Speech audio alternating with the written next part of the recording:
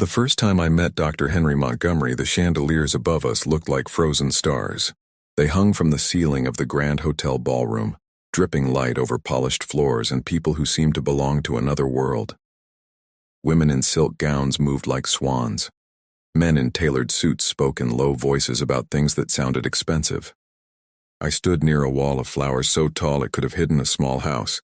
My name is Emily Scott. And that night I felt like I had wandered into someone else's dream by mistake. My dress was simple, not ugly, just ordinary. It had come from a discount rack 2 towns over, and I kept smoothing the fabric as if that might somehow make it belong in a room like this. The bride was my oldest friend.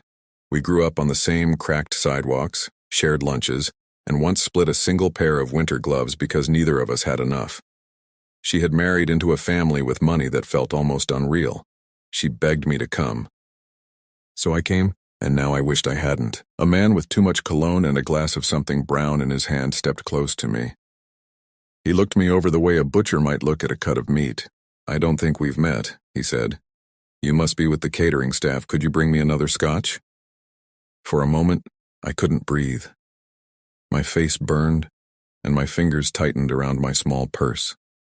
I thought about walking out, slipping past the flowers, and disappearing into the cold night. Then a voice came from my other side. Low, calm, certain. "Darling, there you are. I've been looking everywhere for you." I turned, and there he was. Tall. Composed. A face I had seen once on the cover of a magazine at the grocery store checkout. Dr. Henry Montgomery, the famous neurosurgeon. The kind of man whose name belonged in newspapers, not whispered beside a nervous woman in a borrowed ballroom. He didn't look at the man who had insulted me. He looked only at me. Then he leaned close, so close I could feel the warmth of his breath near my ear. "Pretend to be my wife," he whispered. My heart stumbled. "What?" "Just for tonight," he said, "please." Before I could answer, he took my hand. His grip was warm, steady. He turned toward a group of elegantly dressed people approaching us. "Mother," he said smoothly, "I'd like you to meet my wife, Emily. We were hoping to keep it quiet a little longer." The woman in front, sharp eyes, perfect posture, stopped mid-step. The man who had insulted me stared as if the ground had opened beneath his feet. Henry lifted my hand and pressed a gentle kiss against my knuckles. "They're playing our song," he murmured. "Shall we dance?" And somehow, without knowing how or why, I let him lead me onto the floor. The music was soft and steady, something classical that floated through the air like perfume. Henry's hand rested at the small of my back. Not too low, not improper. Just close enough that I could feel the heat of his palm through the thin fabric of my dress. His other hand held mine firmly, guiding me as if we had done this 100 times before. "Relax," he said quietly, his lips barely moving. "You're doing perfectly." "I don't even know what I'm doing," I whispered back. "That makes 2 of us." That almost made me smile. Around us, people watched. I could feel their curiosity like tiny pricks against my skin. The powerful doctor with a secret wife. The mysterious woman no one had heard about. It was the kind of story people in rooms like this lived for. He leaned closer again. "My mother was about to introduce me to someone she finds appropriate." "And I was mistaken for waitstaff," I replied. His jaw tightened slightly. I noticed. There was something in his voice then. Not anger exactly. More like a quiet kind of protectiveness. We moved slowly across the floor. I was aware of everything. The scent of his cologne. The strength in his shoulders. The steady rhythm of his breathing. It felt strange to be held by a man who lived in a world so different from mine. But in that moment, I didn't feel small. I felt chosen. When the song ended, he didn't step away right away. His fingers lingered just a second longer than necessary. "Thank you," he said, his voice returning to that calm, polished tone. "You may have saved me from an evening I would have regretted." "I'm glad my humiliation could be useful," I said lightly. His expression shifted, softer. "That man won't speak to you like that again." For the rest of the night, he stayed by my side. He introduced me to people as his wife without hesitation. He remembered small details about my background, as if we had rehearsed them. He refilled my glass before I realized it was empty. He shielded me from intrusive questions with smooth, effortless grace, and sometimes when no one was watching, he would whisper something wry in my ear that made me laugh for real. Not the polite laugh I used at the diner. A real one. By the time the evening ended, I had almost forgotten it was pretend. Outside at the hotel entrance, the air was cool and sharp. The world felt quieter. He released my hand slowly. "You were convincing," he said. "So were you." For a brief moment, neither of us moved. Then he reached into his jacket and handed me a simple black card. "I'll be in touch, Miss Scott." Just like that, the warmth vanished from his voice. The professional mask slipped back into place. A sleek black car pulled up. He stepped inside without looking back. I stood on the curb long after the car disappeared, the card trembling slightly in my fingers. I had gone to a wedding as a guest. I left as someone's secret wife, and I had no idea what that would cost me. By Monday morning, the ballroom felt like something I had imagined. The diner smelled the same as always: coffee, grease, and the sharp bite of cleaning spray. The floor tiles were cracked in the corners. The bell above the door rang every few minutes, letting in farmers, truck drivers, and the same retired men who had been sitting in the corner booth since I was a teenager. That was my world. I tied my apron, tucked the black business card into my pocket, and told myself to forget about chandeliers and silk gowns. At home, things were heavier. My mother's cough had worsened over the weekend. The new stack of medical bills sat unopened on the kitchen table, like something alive and waiting. I watched her hands tremble slightly as she poured her tea, and I felt that familiar tightening in my chest. I worked 2 jobs and still it wasn't enough. Around noon, the diner went quiet. Not gradually, all at once. It was the same kind of hush I had felt in that ballroom. Conversation stopped mid-sentence. Forks paused in the air. Even the old jukebox seemed to lower its voice. I turned toward the door. Dr. Henry Montgomery stood just inside, wearing a dark suit that looked too expensive for this place. The sunlight caught the edge of his watch. He scanned the room once. Then his eyes found mine. He walked toward me as if he had every right to be there. "Miss Scott," he said calmly, "may we speak?" My hands felt suddenly clumsy.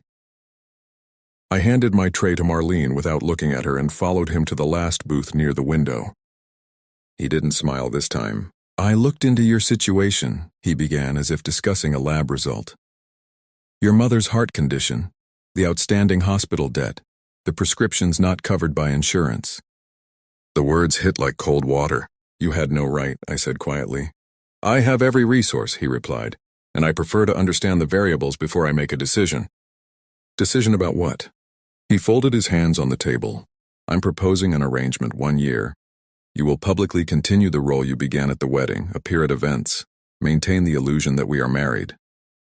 And in return, I will settle all of your family's debts immediately. Your mother will receive private care at Montgomery General, the best cardiology team in the country, no expenses, no waiting." The diner noise faded behind a dull roar in my ears. It was everything I had prayed for. But men like Henry Montgomery did nothing without a reason. "Why me?" I asked.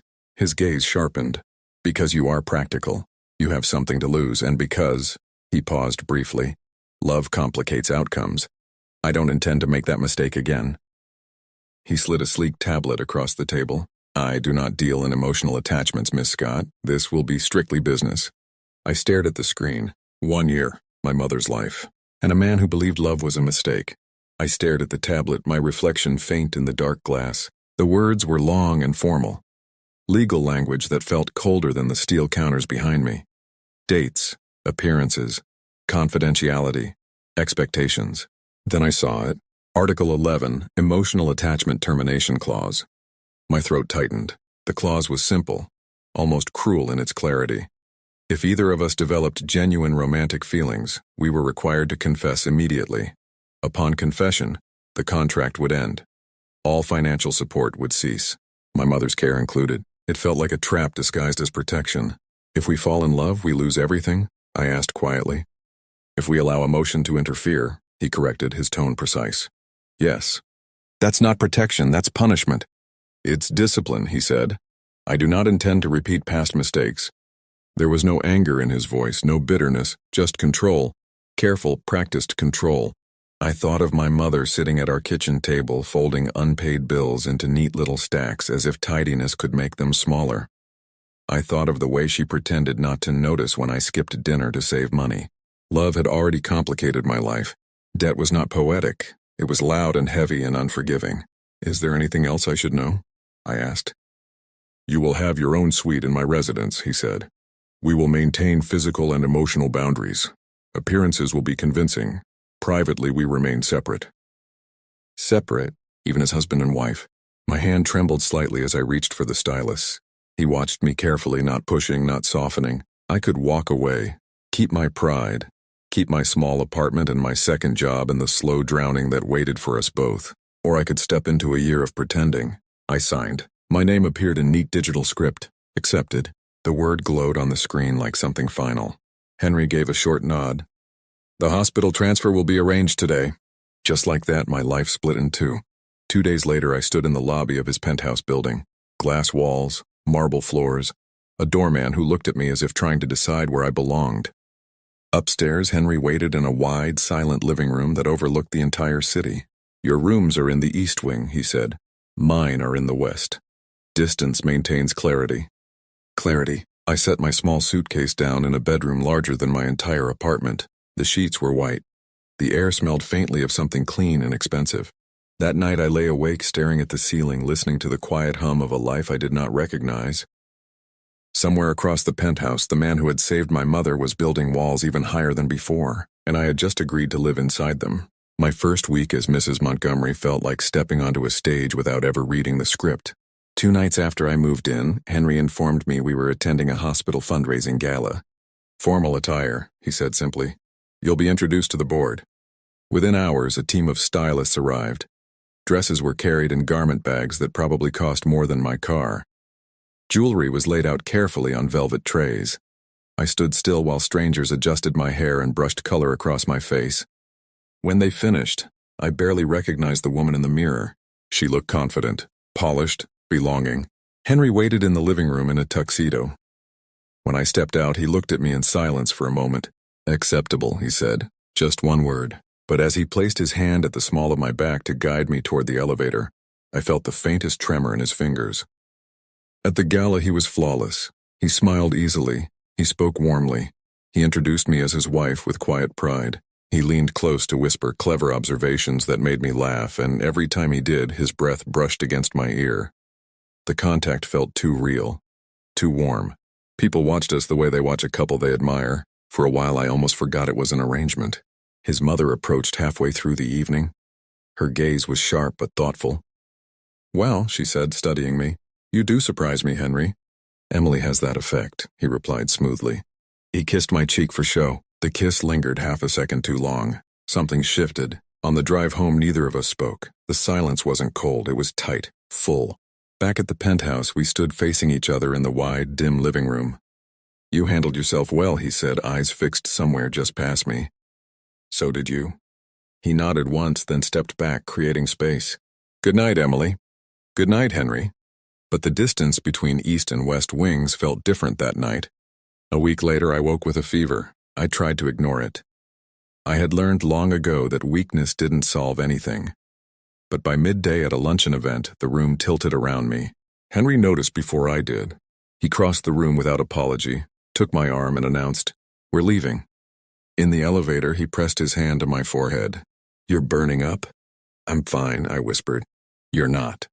Back at the penthouse, he canceled his afternoon surgeries. I protested. He ignored me. He brought soup, medication, water, checked my temperature with careful focus. That night, through the haze of fever, I felt a cool hand brush my hair back. "I'm here," he murmured softly. Not as a doctor, not as part of a contract, just there. And for the first time, I realized the most dangerous part of this arrangement wasn't the clause. It was the kindness. When the fever broke, something else had changed. Henry returned to his careful distance. His tone was precise again, his steps measured. But the memory of that night lingered between us like a quiet secret neither of us knew how to name. We moved around each other gently, almost cautiously. Then Florence happened. He announced it over breakfast as if it were a scheduling update. "There's a medical symposium in Italy. You'll be attending with me." Florence. The name alone felt romantic. Warm stone streets, cathedrals, art older than memory. I should have been excited. Instead, I felt uneasy. 3 days in one of the most beautiful cities in the world, forced into constant closeness. We shared a suite with separate bedrooms. That detail mattered more than it should have. During the day, we walked arm in arm for photographs, his hand at my waist, my head tilted toward his shoulder, smiling for cameras that captured a marriage built on paper. But in quiet moments, something real slipped through. We sat on the steps near the river one afternoon, eating gelato like ordinary tourists. He told me about his student years, how he used to wander museums alone, how medicine had become his refuge after his father died. I told him about sketching buildings in my notebook when the diner was slow, about wanting to see the world someday, even if only on paper. He listened, not politely, not distracted. He listened like it mattered. On our last night, we walked back to the hotel instead of taking the car. The streets were golden with evening light. A violinist played in a small square. The music drifted through the air, soft and aching. We stopped without speaking. The melody wrapped around us, around the silence, around everything we had been trying not to feel. He turned toward me slowly. There were no cameras, no board members, no contract. Just us. His hand lifted slightly, almost without thought, brushing a strand of hair from my face. His fingers lingered at my cheek. My heart was loud enough I was sure he could hear it. He leaned in, and for a second I forgot about clauses, about consequences, about reason. Our lips hovered inches apart. Then we both pulled back, as if the same invisible wire had snapped. "It's late," he said, his voice tight. "Yes," I managed. We walked back in silence, leaving a careful space between us. That night, lying in separate rooms, I understood something with painful clarity. The danger wasn't in pretending anymore. It was in wanting it to be real. The silence after Florence was heavier than anything we had shared before. We moved through the penthouse like careful strangers, polite, controlled, professional. The contract still existed, but it felt thinner now, like paper left out in the rain. The breaking point came quietly. I was scrolling through the news one afternoon when I saw the headline about Henry's ex-wife. A tell-all memoir, accusations, words like cold, heartless, incapable of love. By the time I found him in his study, the lights were off and a glass of whiskey sat untouched beside him. "You shouldn't read it," he said without turning around. "It's not true," I replied. He laughed, but there was no humor in it. "Isn't it? A man who writes emotional clauses into contracts?" I stepped closer. "That's not the man who stayed beside my bed when I was sick." He turned then, and the look in his eyes wasn't control. It was pain. Something inside him cracked open. He crossed the room in 2 strides and kissed me. Not careful, not planned, honest. The kiss held frustration, relief, fear. It felt like a dam breaking after months of pressure. I wrapped my arms around him without thinking. When we pulled apart, reality rushed back in. Article 11. He stepped away first. "The contract is terminated," he said quietly, already retreating behind logic. "I broke it." "So did I answered. The word surprised even me. "I fell in love with you weeks ago." The air stilled between us. He stared at me as if I had spoken a language he had never studied. The next morning I packed my suitcase. The debts were paid. My mother's care secured. I had nothing tying me to that penthouse except him, and love, I was beginning to understand, should not be negotiated. A week later, he walked into the diner again. No audience, no spectacle, just him. He sat across from me and placed a single plane ticket on the table. "Anywhere," he said. "You're free. The trust for your mother is permanent. No conditions, no clauses." He reached for my hand but didn't force it. "I don't want a performance," he continued softly. "I want you. And if you choose to walk away, I'll accept that." For the first time, there was no control in his voice. Only hope. I left the ticket on the table and followed him home. Months later, we stood on that same hotel rooftop where everything had begun. Candles flickered. The city lights shimmered below. He knelt, not as a man negotiating terms, but as someone offering his whole heart. "No clauses," he said. "No exit terms, just us." I said yes, because sometimes the bravest thing 2 people can do is tear up the contract and trust what grows in its place. And if this story settled gently somewhere inside you tonight, stay a while. There's always another truth waiting just beyond the noise.